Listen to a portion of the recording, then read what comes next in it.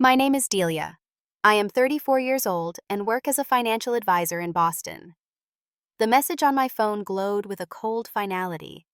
"We no longer trust you." From my own mother. My stomach dropped as I read those 5 words over and over. After everything I had done, this was what it came to. I typed my response with shaking fingers. Understood. Sometimes a single word says everything. Let me tell you how a family that once shared everything fell apart in an instant. Before I begin my story, where are you watching from today? Hit that like button and subscribe to follow what happened when my family's lawyer called me in a panic just 2 days later. The Boston skyline sparkled outside my 23rd floor apartment window as I sipped my morning coffee. The financial district stretched below me, a testament to the career I had built over the past decade. My spacious apartment, with its modern furniture and minimalist decor, reflected my success, but also my solitude. Despite the beautiful space around me, I often felt a hollowness that no amount of professional achievement could fill. I grew up in a picture-perfect family in suburban Connecticut. My father, James, was a successful attorney who built his reputation on being thorough and uncompromising. My mother, Patricia, embodied the ideal of the perfect homemaker, always ensuring our house was immaculate and dinner was served precisely at 6:30. My younger sister, Abigail, 5 years my junior, completed our family unit as the baby who could do no wrong. From the outside, we were the American dream. Summer vacations to Martha's Vineyard, family portraits on Christmas cards, and Sunday dinners where we discussed our achievements for the week. But beneath that polished surface was an undercurrent of pressure, particularly for me as the eldest daughter. "Delia, excellence isn't an achievement, it's an expectation," my father would say whenever I brought home anything less than an A. Even as a child, I understood that in our family, perfection wasn't celebrated, it was merely acknowledged as meeting the baseline. I still remember my 8th grade science fair. I had worked tirelessly on a project about renewable energy, staying up late for weeks to perfect every detail. When I won first place, my father simply nodded and said, "As expected." Meanwhile, when Abigail participated in her first piano recital and forgot half the notes, she was praised lavishly for her courage to perform. Despite this double standard, I continued striving for excellence. I graduated as valedictorian, earned a full scholarship to an Ivy League university, and secured prestigious internships during summer breaks. Each accomplishment was driven by dual motivations: to make my parents proud, but also to prove something to myself, that I was worthy in my own right, not just as the eldest Thompson daughter. After graduating summa cum laude with a double major in economics and business, I faced a crossroads. The expected path was clear: return home and join the family business. But I chose differently. I accepted a position at a top financial firm in Boston, putting over 100 miles between myself and the weight of family expectations. The early years in Boston were exhilarating. I worked 80-hour weeks, climbed the corporate ladder faster than my peers, and eventually established myself as one of the firm's leading advisors. My clients included wealthy individuals and small businesses looking to optimize their financial strategies. I took pride in helping them navigate complex financial situations with integrity and transparency. 10 years flew by. At 34, I had achieved more professionally than many accomplish in an entire career. My apartment overlooking the city, my designer wardrobe, and my impressive investment portfolio all testified to my success. Yet family gatherings still carried that familiar tension, the unspoken question of when I would return to the fold. What my parents never fully understood was that I had developed my own principles and vision. I believed in financial transparency, ethical business practices, and sustainable growth. These weren't just corporate buzzwords to me, they were values I lived by. Values that would eventually put me at odds with my family in ways I never imagined. It started with a seemingly innocent offer to look over the books for the family business, a chain of high-end restaurants my grandparents had started and my parents had expanded. What I discovered would shake our family to its core and lead to that devastating text message: "We no longer trust you." As I stared at my phone that evening, rereading my mother's message for the 100th time, I wondered how we had reached this point. How could a family that once shared everything now be divided by such mistrust? The simple word I had replied with, understood, contained multitudes' acknowledgement of the pain, acceptance of the accusation, but also a quiet resolve not to compromise my integrity. I never imagined that 2 days later I would receive another message that would change everything yet again. The family business had always been a source of pride for us. Thompson's Fine Dining began as a single restaurant opened by my grandparents in 1972. By the time I was born, they had expanded to 3 locations, and under my parents' management, it grew to a chain of 8 upscale establishments across Connecticut and Rhode Island. Growing up, these restaurants were like additional family members. My earliest memories include sitting at the corner booth of the original location coloring menus, while my grandfather told me stories about starting the business with just a dream and a family recipe book. The rich aroma of the signature steak seasoning, the warm lighting, and the sound of contented diners created a backdrop to my childhood. From the age of 12, I started helping out first by folding napkins and greeting guests, then gradually taking on more responsibilities. By 16, I was handling reservation systems and even assisting with basic bookkeeping during summer breaks. The business was in my blood, or so everyone said. "Someday, this will all be yours, Delia," my father would say, gesturing around the flagship restaurant. "Your grandfather built this for the family, and it's our job to preserve and grow his legacy."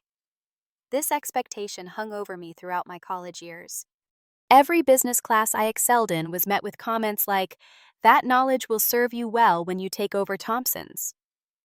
Every financial concept I mastered was viewed through the lens of how it would benefit the family business. But as I progressed through my education, I developed a broader perspective. I saw opportunities beyond our family restaurants, chances to make a larger impact in the financial world. When I broke the news that I had accepted a position in Boston, the disappointment was palpable. "We always assumed you would come back," my mother said, her voice tight. "Who will take over when your father wants to retire?" "Abigail can." I suggested, though, even as I said it, I knew it was unlikely. My sister had never shown interest in the business side of the restaurants. At 23, fresh out of college with an art history degree, she was more interested in the social aspects of running a restaurant, hosting events, and handling the aesthetics, but showed little aptitude for the financial management required. "Your sister isn't cut out for that kind of responsibility," my father dismissed. "She doesn't have your head for numbers." Yet, despite acknowledging my capabilities, my parents never truly valued my business acumen when it diverged from their approach. The first major disagreement came 3 years into my career when I returned home for Thanksgiving and noticed some concerning patterns in their business model. "Your food costs are running too high," I mentioned casually over dessert. "And your staffing model could be more efficient without sacrificing service quality." My father's face darkened. "We've been running these restaurants since before you were born, Delia. Our methods have proven successful for decades." "The industry has changed, Dad. There are new approaches that could increase your profit margins without compromising quality." "We don't need Boston business theories here," he replied dismissively. "Our customers appreciate tradition." That conversation set the tone for our professional interactions. My suggestions, no matter how well researched or potentially beneficial, were seen as criticisms of their management style. The divide between us grew as my career flourished, while the family business began facing challenges in an evolving market. 5 years ago, during my annual Christmas visit, I noticed my parents seemed unusually tense. My mother was drinking more wine than typical, and my father kept checking his phone during dinner, breaking his own strict rule about technology at the table. "Is everything okay with the business?" I asked directly. "Everything's fine," my father snapped. "Just some temporary cash flow issues. Nothing for you to worry about." But his reaction only heightened my concern.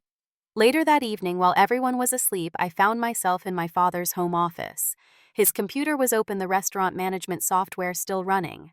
It wasn't my intention to snoop, but professional curiosity got the better of me. What I discovered was troubling. The restaurants were not just experiencing temporary cash flow issues, they were hemorrhaging money. Food costs were astronomical, indicating potential waste or theft. Labor expenses had skyrocketed without corresponding revenue increases. Most concerning, there were large withdrawals categorized vaguely as consulting fees that didn't align with any legitimate business expenses I could identify. The next morning, I cautiously approached my father with my findings. "Dad, I think there are some serious issues with the business finances that we should discuss." His reaction was swift and defensive. "You looked at my private files without permission." "I'm sorry, but I'm worried. The numbers don't add up. There are inconsistencies that could indicate bigger problems." "Those numbers don't tell the whole story," he insisted. "This business was built on relationships and tradition, not just spreadsheets and profit margins. You've lost sight of that since you moved to Boston." "Dad, this isn't about tradition versus innovation. This is about financial sustainability. At the current burn rate, the business won't last another 3 years." That conversation ended with my father storming out and my mother tearfully asking why I couldn't just leave well enough alone. Abigail accused me of trying to show off my big city financial expertise at the expense of family harmony. I returned to Boston with a heavy heart, but I couldn't shake my concern. After weeks of internal debate, I made what would prove to be a fateful decision. I called my father and made an offer. "Let me invest in the business," I proposed. "I've saved a significant amount and I believe in what Grandpa built, but I'd need transparency and some input on financial decisions going forward." After initial resistance, my father agreed, but I would soon discover that this agreement would become the flashpoint that would ultimately tear our family apart. The check I wrote to Thompson's Fine Dining represented nearly 60% of my personal savings, $400,000, an amount that had taken me years of disciplined saving and careful investing to accumulate. As I handed it to my father during my next visit home, I felt a mixture of pride and apprehension. "This means a lot to the family, Delia," he said, his voice softening for the first time in years. "Your grandfather would be proud." The investment came with conditions that my father reluctantly accepted. I would have access to all financial records, regular reports would be generated for my review, and I would have input on major financial decisions. This arrangement seemed reasonable given the size of my investment, but I soon discovered that my father's agreement had been largely performative. The first red flag appeared just 3 months later. I requested the quarterly financial statements as agreed, only to receive documents that were clearly sanitized and incomplete. When I pressed for the detailed reports, my father claimed they were still being prepared, despite the fact that tax season had concluded weeks earlier. During my next visit, I insisted on meeting with the accountant who handled the restaurant books. Roger Williams had been with the family business for over 20 years and had always been friendly toward me. This time, however, he seemed nervous and evasive. "Everything is in order, Ms. Thompson," he assured me, shuffling papers unnecessarily. "Your father runs a tight ship." "Then you won't mind if I take a closer look at the complete financial records?" I replied, maintaining eye contact. Roger glanced toward the door as if checking whether anyone might overhear us. "Perhaps you should discuss this with your father directly." That evening, I used my own access credentials provided as part of our investment agreement to log into the accounting system remotely. What I found confirmed my worst fears and revealed even more troubling issues than I had initially suspected. Not only was the business still losing money, but there were clear indicators of financial impropriety. Tax discrepancies showed that the reported income to the IRS was significantly lower than actual revenue. Personal expenses, including a vacation home in Florida and my sister's new luxury car, had been classified as business expenses. Most alarming were large cash withdrawals with no clear business purpose, sometimes as much as $10,000 at a time, just under the threshold that would trigger automatic bank reporting.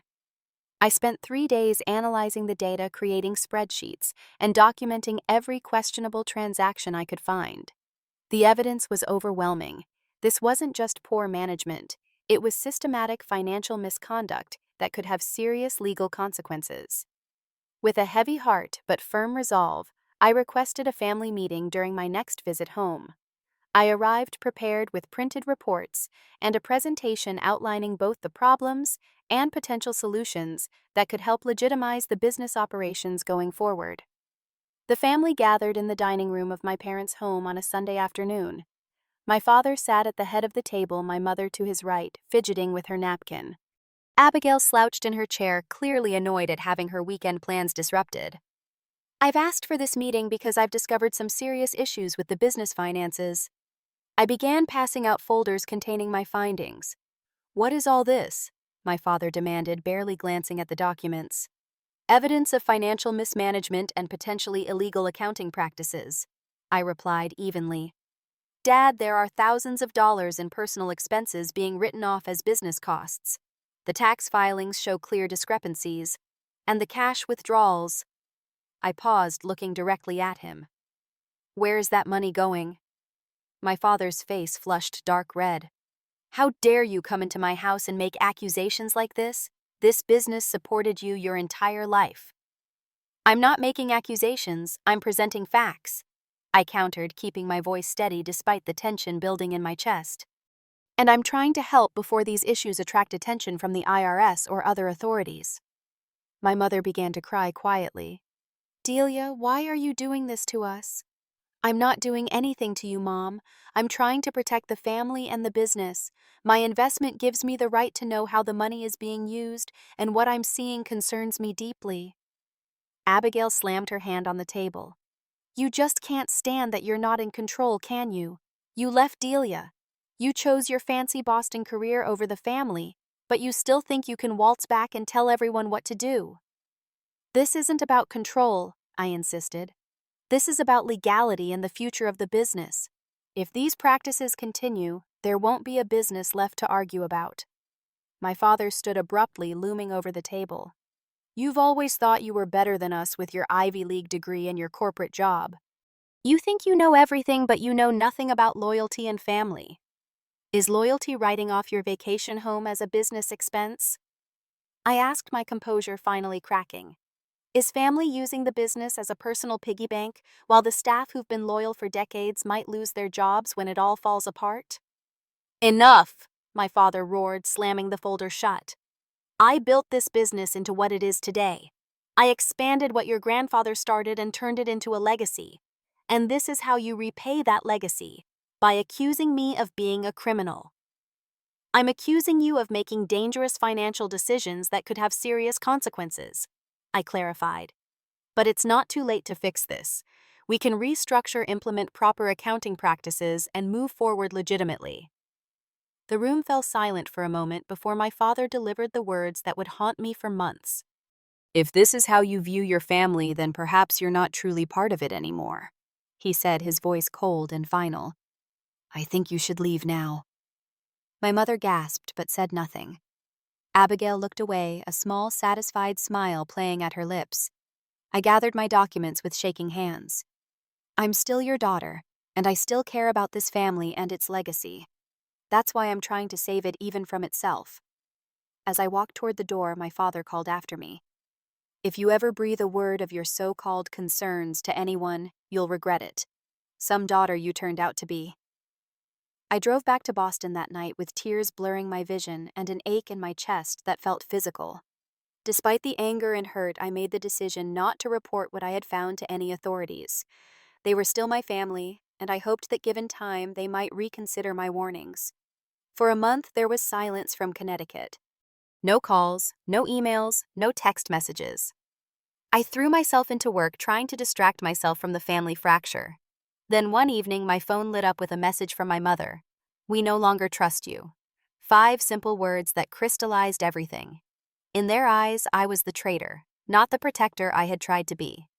After staring at the screen for what felt like hours, I typed the only response that felt appropriate: understood. That single word contained my acceptance of their perspective, my acknowledgement of the pain, but also my refusal to apologize for standing by the truth. I didn't know then that 2 days later, I would receive a call that would change everything. The unknown number appeared on my screen with a Connecticut area code. When I answered, a familiar voice spoke with uncharacteristic urgency. Delia, this is Mark Wilson, your family's attorney. We need to meet as soon as possible. It's an emergency. I agreed to meet Mark the following day at a quiet cafe halfway between Boston and Connecticut. The 4-hour round trip was inconvenient for a workday, but the panic in his voice had convinced me this wasn't something to discuss over the phone. Mark Wilson had been our family's attorney for as long as I could remember. He handled everything from the business contracts to my parents' estate planning. Always impeccably dressed and composed, he projected an image of unflappable confidence that inspired trust in his clients.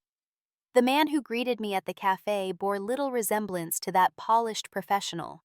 His suit was wrinkled, his tie loosened, and dark circles shadowed his eyes. He had aged a decade in the month since I had last seen him. "Thank you for coming," he said, his voice low as we settled into a corner table far from other patrons. "I wouldn't have contacted you if the situation wasn't dire." "What's happened?" I asked, bracing myself. Mark glanced around before leaning forward. "The IRS has opened an investigation into Thompson's fine dining. They're alleging systematic tax fraud spanning at least 7 years. Though I had suspected problems, the confirmation still felt like a physical blow. How serious is it? Very. They've issued subpoenas for all financial records. They're examining every transaction, every deduction, every payroll entry." He ran a hand through his disheveled hair. "Your father is potentially facing criminal charges, Delia, not just civil penalties." I took a deep breath, trying to process this information. "How did they find out?" Mark's expression tightened. "Your father believes you reported them." "What I never—" "I know," he interrupted. "I told him it didn't make sense. If you were going to report anything, you would have done it immediately after discovering the discrepancies, not weeks later. But he's not thinking rationally right now." The realization that my own father believed I would deliberately destroy him cut deeper than I had expected. If not me, then who? "We don't know for certain, but there's a whistleblower involved, most likely someone inside the company with access to the financial records." Mark sighed heavily. "The timing suggests it might be related to your confrontation with your father. Perhaps someone overheard something or noticed the tension and started looking more closely at the books." I nodded slowly. Roger Williams seemed uncomfortable when I spoke with him. He's been there for decades, though. Would he really turn on the family? "People have different breaking points," Mark replied. "And the whistleblower provisions offer significant financial incentives up to 30% of what the government recovers." The implications were beginning to sink in. "How bad is the financial situation, really?" Mark's shoulders slumped. "Worse than even you discovered. The business is essentially insolvent. Your father has been taking out loans to cover operational costs for years, using the properties as collateral. The Florida vacation home was purchased with diverted business funds. Your sister's car, your mother's jewelry, even the renovations on their house, all paid for with money that should have gone to taxes or business operations. And you knew about this?" I couldn't keep the accusation from my voice. He had the decency to look ashamed. "I suspected. I advised against certain actions, but ultimately I continued representing them without asking too many questions. That's on me." "What about my investment? The $400,000 I put in last year?" Mark couldn't meet my eyes. "It's gone, Delia. Most of it went to paying down high-interest loans that were about to default. The rest—" He trailed off. "The rest went into their pockets." I finished for him. He didn't deny it. We sat in silence for a moment as I absorbed the full magnitude of the betrayal. Not just the financial loss, but the realization that my own family had knowingly taken my money under false pretenses. "Why are you telling me this now?" I finally asked. "If they don't trust me, why send you to me at all?" Mark looked uncomfortable. "Despite everything, they're desperate. The IRS is freezing accounts. Suppliers are demanding payment up front because rumors are spreading. Without an immediate infusion of capital and some expert financial navigation, everything collapses within weeks. Your father thought, given your resources and connections—" I let out a bitter laugh. "He accused me of betraying the family, cut me off, then expects me to bail him out. He's not thinking clearly. None of them are. Your mother calls me crying daily. Your sister is in denial. And your father—" Mark hesitated. "He's convinced himself that you orchestrated this whole situation, that from the moment you invested, you were planning to take over or destroy the business." The absurdity of the accusation might have been comical if it weren't so painful. "That's irrational. Why would I invest money just to lose it?" "Like I said, he's not thinking rationally. Fear does that to people." Mark leaned forward again. But Delia, regardless of how you feel about them right now, this situation will destroy your family completely if something isn't done. Your father could go to prison. Your mother might lose everything, including the house. The legacy your grandparents built will be erased. I stared out the window, watching cars pass by on the highway, each driver unaware of the personal earthquake happening at our small table. My anger and hurt battled with the love that, despite everything, I still felt for my family. What exactly are you asking me to do, Mark? Help them navigate this legally and financially. Use your expertise and connections to negotiate with the IRS. Perhaps arrange for additional investment to keep the businesses afloat during restructuring. He paused. And if possible, find out who the whistleblower is. Not for retribution, but so we can understand the full extent of what the IRS knows. The irony wasn't lost on me. After being cast out for trying to address these very issues, I was now being asked to fix them. Part of me wanted to walk away to let them face the consequences of choices they had made repeatedly, deliberately over years. But another part of me remembered my grandfather's pride when he showed me around the original restaurant, teaching me about business with kindness and wisdom my father never quite managed to emulate. I thought about the employees, many of whom had worked for Thompson's for decades, who would lose their livelihoods if the business collapsed. I need time to think about this, I said finally. And if I do help, it will be on my terms. Complete transparency, full cooperation with authorities, no more hiding or lying. Mark nodded quickly. Of course, anything you say. As we parted ways, he gripped my arm with unexpected intensity. Regardless of what your father believes, I know you didn't do this, Delia. You've always been the one with the strongest moral compass in that family. His words should have been comforting, but they only reinforced the painful truth that my own parents believed me capable of calculated betrayal, while I had been trying to protect them all along. That evening in my Boston apartment, I faced the most difficult decision of my life. Help the family that had rejected me, potentially sacrificing more of my own resources and professional reputation in the process, or walk away and let them face the storm alone. Either way, I knew I would be forever changed by whatever choice I made. The Thompson family home looked smaller somehow as I parked in the driveway 3 days later. The colonial-style house with its manicured lawn and carefully tended flower beds had always represented stability and success. Now, knowing what I did about the financial realities behind this facade, it seemed like an elaborate stage set, beautiful, but ultimately insubstantial. I had spent those 3 days researching IRS whistleblower procedures, tax fraud penalties, and potential negotiation strategies. I had consulted discreetly with colleagues who specialized in tax law and business restructuring. I had prepared as thoroughly as possible for the confrontation ahead, but nothing could fully prepare me for the emotional impact of facing my family after everything that had happened. My mother answered the door, her appearance shocking me into momentary silence. Always meticulous about her appearance, Patricia Thompson now looked decades older than her 59 years. Her hair, usually perfectly colored and styled, showed gray roots and hung limply around her face. Her eyes were swollen from crying, and she had lost enough weight that her clothes hung loosely on her frame. "Delia," she whispered, reaching out hesitantly as if unsure whether she was allowed to touch me. "You came." I accepted her embrace stiffly, still unable to fully reconcile the mother I loved with the woman who had texted me those cold words of rejection. The living room felt charged with tension as I entered. My father sat in his leather armchair, but he too had changed dramatically. James Thompson had always embodied authoritative presence, his tall frame and confident posture demanding respect. Now he seemed diminished, hunched forward with his hands clasped tightly together, knuckles white with strain. Abigail stood by the window, arms crossed defensively across her chest. At 29, my sister still carried herself with the entitled attitude of the family favorite, but even she couldn't completely mask her fear. "Thank you for coming," my father said formally, not quite meeting my eyes. "I'm not here for thanks," I replied, remaining standing, though there were empty seats available. "I'm here because, despite everything, I don't want to see this family destroyed." The tension thickened. No one seemed to know what to say next until my mother broke the silence. "Delia, please, we need your help. We're going to lose everything." Her voice cracked on the last word. I'm aware of the situation. Mark filled me in on the details.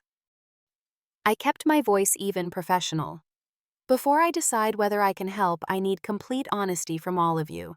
No more secrets, no more accusations, no more manipulation. My father's jaw tightened, but he nodded. What do you want to know? Everything. When did the financial misconduct start? Who was involved? What's the full extent of the liability? And most importantly, why? Why risk everything this way? For a moment, I thought he might refuse to answer, might retreat behind anger and defensiveness as he had so many times before. Instead, to my surprise, he seemed to deflate further. It started small. He began, his voice hollow. After the financial crisis in 2008, 2 of the restaurants were struggling. We had just opened the Providence location and the timing couldn't have been worse. I took out loans, but the interest rates were crushing us. He paused, rubbing his forehead. I started categorizing personal expenses as business deductions. Just small things at first, then larger expenses. It became easier each time. And the unreported income, I pressed. A flicker of the old defiance crossed his face. The tax rates were killing us. I convinced myself it was the only way to keep the business afloat. It wasn't just about keeping the business afloat, though, was it? I gestured around at the expensive furnishings. The vacation home in Florida, Abigail's car, Mom's jewelry, none of that was necessary for business survival. My sister stepped forward, eyes flashing. Don't you dare judge us. You ran off to Boston with your fancy job and apartment while we stayed here trying to preserve what Grandpa built. Preserve it? I laughed incredulously. You've destroyed it. And don't pretend you were making sacrifices, Abigail. You were happily spending money that should have gone to legitimate business expenses or taxes. I deserved those things, she shouted. I stayed. I helped run the business while you were off playing big shot financial advisor. Did you know? I asked her directly. Did you know where the money for your car really came from? For the first time, Abigail's confidence wavered. Her eyes darted to our father and back to me. I knew there were arrangements, tax strategies. They weren't strategies, they were crimes, I corrected sharply. And you benefited directly while turning a blind eye. My mother let out a sob. Please stop fighting. We need to focus on what to do now. I turned my attention back to my father.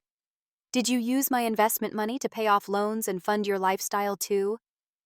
The silence that followed was answer enough. You should have told me the truth, I said quietly. I might have still helped, but honestly on my terms. Would you have? My father challenged. Miss Perfect Integrity. You would have insisted we come clean about everything immediately, regardless of the consequences. The consequences are happening anyway, I pointed out. But they might have been less severe if addressed earlier. And yes, I would have insisted on honesty because that's the only sustainable path forward. And now, my mother asked timidly, will you help us now? I took a deep breath, weighing my options one final time. I'll help on several non-negotiable conditions. First, complete financial transparency from this moment forward. Second, full cooperation with the IRS investigation. Third, a legitimate restructuring of the business with proper governance and accounting practices. My father started to object, but I raised my hand to stop him.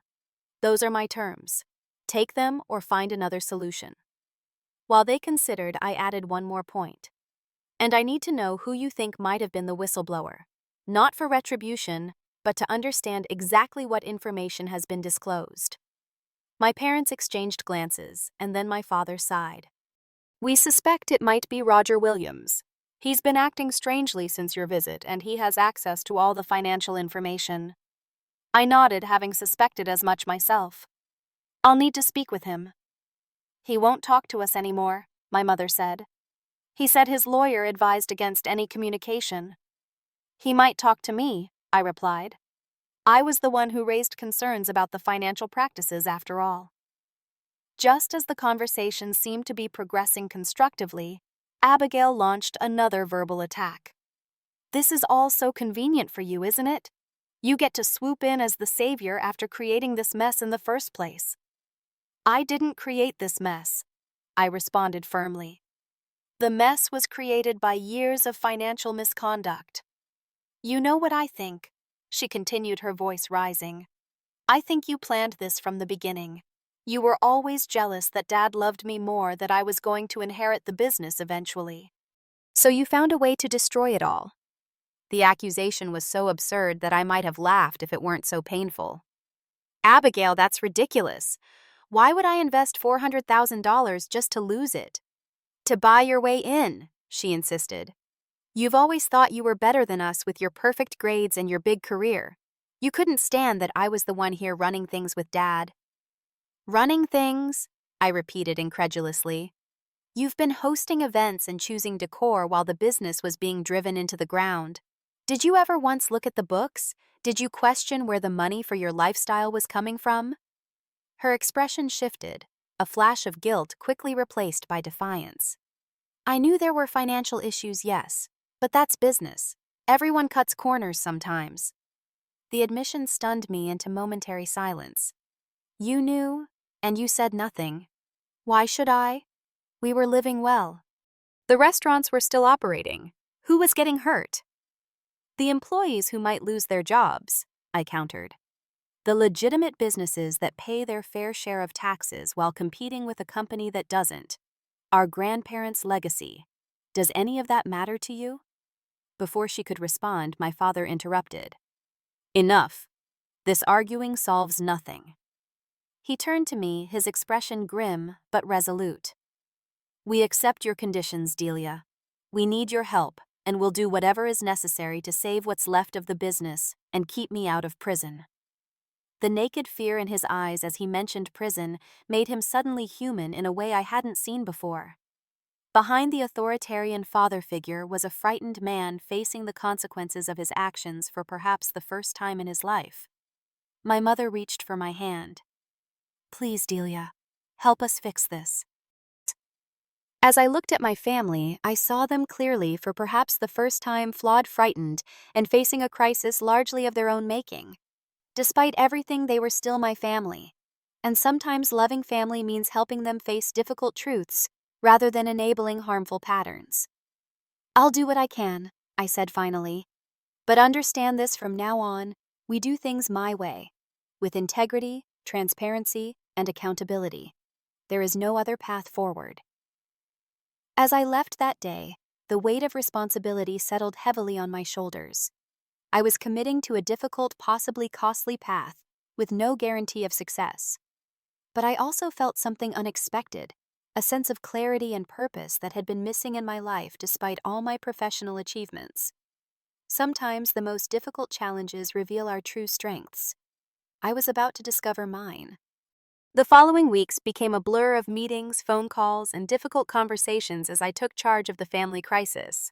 My first step was assembling a team of professionals who could help navigate the complex legal and financial challenges ahead. I hired a specialized tax attorney independent from Mark Wilson, whose complicity in the previous misconduct made him part of the problem rather than the solution.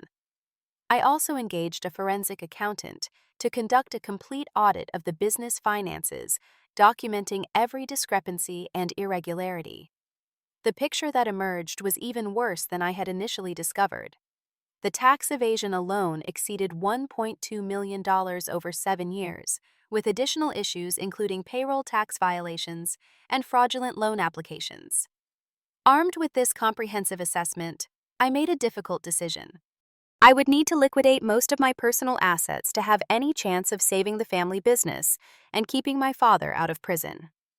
My luxury apartment in Boston went on the market, and I moved into a modest rental closer to Connecticut to be more available for the daily crisis management the situation required. While the legal team began negotiating with the IRS, I tackled another crucial task meeting with Roger Williams, the suspected whistleblower. He agreed to see me at a neutral location, bringing his own attorney as a precaution. I want to make one thing clear, he said after we exchanged tense greetings. I did what was legally and ethically required. I have no regrets. I'm not here to accuse or threaten you, I assured him. I actually want to understand your perspective. Roger seemed surprised by my approach. After 20 years with the company, he had witnessed the gradual erosion of financial integrity under my father's management. "It wasn't always like this," he explained, his expression somber. "Your grandfather ran a clean operation. He believed success should be earned honestly or not at all." "What changed?" I asked, genuinely curious about the transformation. "Your father has always been more concerned with appearances than substance. When the recession hit and profits dropped, he couldn't accept a lifestyle adjustment. Instead of scaling back or adapting the business model, he started manipulating the books." Roger shook his head sadly. "I raised concerns several times over the years, but he always dismissed them." "Why did you wait so long to report it?" Roger's face reflected genuine regret. "Loyalty, I suppose. Misplaced loyalty. I kept hoping he would come to his senses, especially after you invested and started asking questions." He met my eyes directly. "When I saw how he treated you after you tried to help, something just broke. I realized this would never stop unless someone forced the issue." I nodded, understanding completely. "For what it's worth, I think you did the right thing, though the timing is unfortunate. If he had listened to me months ago, we might have been able to address this before it reached this point." "Will the business survive?" Roger asked. "I don't know," I answered honestly. "But if it does, it will be run very differently." With Roger's insights and cooperation, we were able to develop a more effective strategy for dealing with the IRS. Rather than fighting the investigation, we embraced full disclosure and cooperation. I personally met with IRS agents, providing all the documentation they requested and more. The negotiation strategy was straightforward: acknowledge the wrongdoing offer, complete cooperation, pay all taxes owed plus penalties, and implement a verifiable compliance program going forward. In exchange, we sought reduced criminal penalties for my father, focusing on the possibility of probation rather than incarceration. While dealing with external authorities was challenging, the internal family dynamics proved even more difficult. My father oscillated between grudging cooperation and bitter resentment at having control taken from him. My mother seemed shell-shocked, having apparently been unaware of the full extent of the financial misconduct despite benefiting from it. And Abigail remained hostile, still clinging to the narrative that somehow I was to blame for the family's troubles. The breakthrough with my father came unexpectedly during a late-night session reviewing documents in his home office. After hours of tense cooperation, he suddenly put down his pen and looked at me with an expression I couldn't immediately interpret. "You're a lot like him, you know," he said quietly. "Like who?" "Your grandfather. He had that same stubborn integrity. That same clarity about right and wrong." He paused, looking down at his hands. "I always found it irritating in him, too." The admission startled a small laugh from me. "Is that why you and I have always clashed?" He nodded slowly. "Probably. Seeing that certainty in your eyes, that unwavering sense of what's right, it always made me feel inadequate somehow." "I never meant to make you feel that way," I said softly. "I know." He sighed heavily. "The truth is, I've always known when I was crossing lines, Delia. I just got very good at justifying it to myself. Business necessity, family security, keeping up appearances. And now I'm facing the consequences, aren't I?" A bitter smile crossed his face. "The irony is that you warned me, tried to help me avoid exactly this outcome, and I pushed you away for it." It wasn't quite an apology, but from my proud father, it was the closest thing to acknowledgement of wrongdoing I had ever received. I reached across the desk and briefly touched his hand. "We'll get through this," I promised, "but only if we face it honestly." He nodded, and for the first time since I had returned, I felt a genuine connection with my father, flawed as he was. My mother's transformation was more gradual, but ultimately more profound. As the full picture of the financial situation became clear, she moved from denial to anger, much of it directed at my father for the deceptions that had placed their security and reputation at risk. "How could you do this to us, James?" I overheard her demanding one evening. "To your family, to your father's legacy." Her awakening extended beyond just the current crisis. She began taking an active interest in the business operations, reviewing reports, and asking insightful questions. When I expressed surprise at her sudden engagement, she smiled sadly. "I've spent 35 years being the perfect corporate wife, Delia. I thought that meant supporting your father's decisions without question. I was wrong, and we're all paying for my willful blindness." The most challenging relationship remained with Abigail. Her initial hostility gradually gave way to a sullen withdrawal as the reality of our situation became undeniable. The luxury car was sold, designer shopping sprees became a thing of the past, and the social status she had cultivated among her friends began to erode as rumors about the family's troubles spread. I found her alone one evening on the back porch, staring into the darkness with a glass of wine in hand. "Mind if I join you?" I asked cautiously. She shrugged, which I took as permission to sit beside her. We sat in silence for several minutes before she spoke. "I've always hated you a little bit, you know." The blunt admission took me by surprise. "Why?" "Because everything came so easily to you. Good grades, Dad's approval when it mattered, career success." She took a sip of wine. "I never felt like I could measure up." "That's not how I experienced it," I replied carefully. "From my perspective, you were the favorite, the one who could do no wrong. I was held to impossible standards while you were praised for minimal effort." She considered this, then gave a short, humorless laugh. "Funny how two people in the same family can have completely different experiences." "Maybe we were both right in different ways," I suggested. "Maybe Dad was harder on me because he saw something in me that reminded him of Grandpa, while you got more emotional support because you needed it differently." "Maybe." She swirled the wine in her glass. "Or maybe we were both manipulated to serve his purposes in different ways." The insight surprised me. Perhaps my sister was more perceptive than I had given her credit for.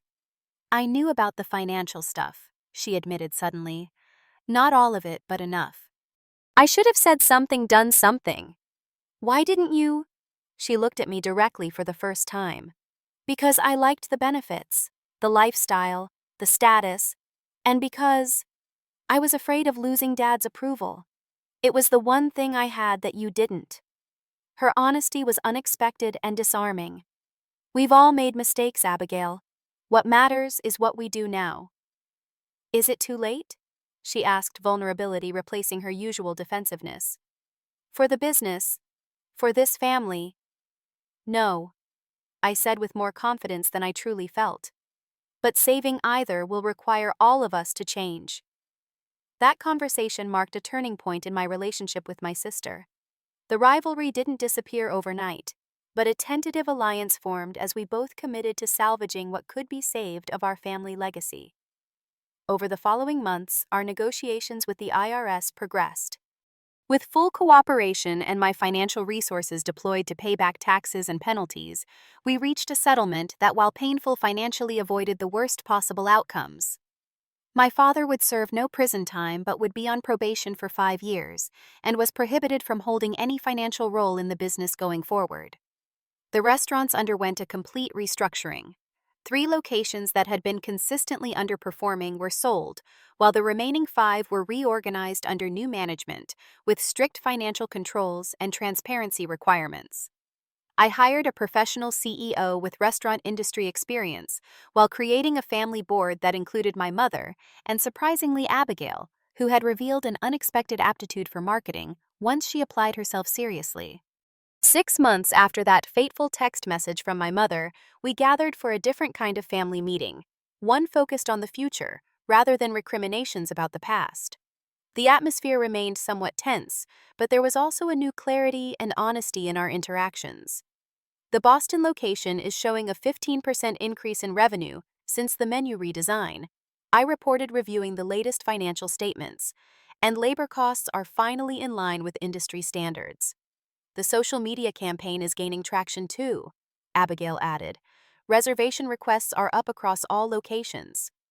My father, now in a strictly advisory role, listened quietly from the corner, his expression a complex mixture of regret and pride. My mother took detailed notes, having taken on the role of compliance officer to ensure we never strayed into questionable practices again. As the meeting concluded, my father approached me privately. "You saved this family, Delia. And the business. I don't know if I can ever make up for what I did to the business or to you personally." "I didn't do it alone," I reminded him. "And we still have a long way to go. Still, I owe you an apology for not listening when you first raised concerns, for accusing you of betraying the family when you were trying to protect us, for taking your investment under false pretenses." He met my eyes directly. "I'm sorry, Delia. Truly." The apology I had once thought would never come washed over me with unexpected emotional impact. "Thank you," I said simply. "That means a lot." The warm April sunshine streamed through the windows of the original Thompson's fine dining location as I helped my mother arrange flowers for the weekend service. 6 months had passed since that terrible text message that had both wounded me deeply and ultimately set in motion the salvation of our family business. The road to recovery had been arduous both financially and emotionally. The tax settlement had depleted my savings and forced the sale of my Boston apartment. The family had downsized significantly, selling the vacation home and cutting back on luxuries that had once seemed essential. Most challenging had been rebuilding the trust between us, a process that remained ongoing but showed promising progress. "These look beautiful, Mom," I commented as she artfully arranged tulips in the restaurant's signature blue vases. She smiled, the expression more genuine than I had seen in years. "I've discovered I actually enjoy being involved in the day-to-day operations. All those years as just the owner's wife, I never realized I could contribute something meaningful." Her transformation had been perhaps the most surprising. From the perfectly coiffed corporate wife who deferred to my father on all decisions, she had emerged as a confident, engaged partner in the business. At 60, Patricia Thompson had discovered capabilities she never knew she possessed. "The new reservation system is working well," she continued, "and the staff seems much happier with the transparent tip-sharing policy." "That's good to hear." I helped her carry the completed arrangements to their designated tables. "How's Dad doing with his community service?" My father's sentence had included 400 hours of community service in addition to probation. He had been assigned to a financial literacy program for low-income families, using his knowledge to help others avoid debt traps and predatory lending. "He'd never admit it, but I think he's finding it rewarding," my mother confided. "He mentioned one of his students just bought their first home after following his savings plan." I smiled at the irony. My father, who had mismanaged his own business so catastrophically, was now helping others achieve financial stability. Perhaps teaching these principles to others was helping him internalize them himself. The restaurant door opened and Abigail entered carrying marketing materials for our upcoming anniversary promotion. At 29, my sister had finally found her niche in the family business, leveraging her social connections and aesthetic sense into a successful rebranding campaign. "The new website launched this morning," she announced proudly. "Traffic is already up 40% compared to the old site." "That's fantastic," I acknowledged, genuinely impressed by her work. Our relationship remained complicated, the years of rivalry not easily erased. But we had found a way to work together effectively, each contributing our distinct strengths to the rebuilding effort. "Are you staying for dinner?" my mother asked as I checked my watch. "I can't tonight. I have a video call with potential investors for the Providence location renovation." Though I had maintained my independent financial advisory practice, I now dedicated significant time to the family business as board chair and financial strategist. "Will you be at Sunday dinner?" Abigail asked, trying to sound casual, though I detected a hint of genuine interest in my attendance. "I'll be there," I promised. As I gathered my things to leave, my phone chimed with a new message. I tensed momentarily, the memory of that devastating text still fresh enough to trigger anxiety. But when I checked the screen, I felt a wave of emotion I hadn't expected. The message was from my mother. "We're so proud of you. Thank you for not giving up on us." Simple words, but they represented a profound shift in our family dynamic. From "we no longer trust you" to "we're proud of you." In 6 months, a journey through betrayal, confrontation, pain, and ultimately reconciliation. I had learned that true love for family sometimes means standing firm in your principles, even when it would be easier to look away or conform. That forgiveness doesn't require forgetting, but rather building something new on the foundations of painful truth. That trust once broken can be rebuilt, but the new structure will always bear the marks of having been repaired, both stronger in some places and more vulnerable in others. As I drove away from the restaurant that my grandparents had founded with such hope and integrity, I reflected on the strange path that had led us here. The crisis that could have destroyed us had instead forced a reckoning that, painful as it was, had ultimately saved not just the business, but the family itself. Sometimes trust must be broken before it can be rebuilt on a foundation of truth. Sometimes understanding comes only after misunderstanding has pushed us to our limits.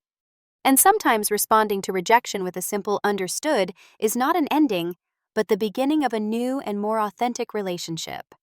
Where do you stand when it comes to family loyalty versus personal integrity? Would you have done what I did or made different choices along the way? I'd love to hear your thoughts in the comments below. If this story resonated with you, please like and subscribe to hear more journeys of family reconciliation and personal growth. Share this with someone who might be struggling with similar challenges in their own family. Thank you for listening to my story, and remember that sometimes the hardest conversations lead to the most meaningful connections.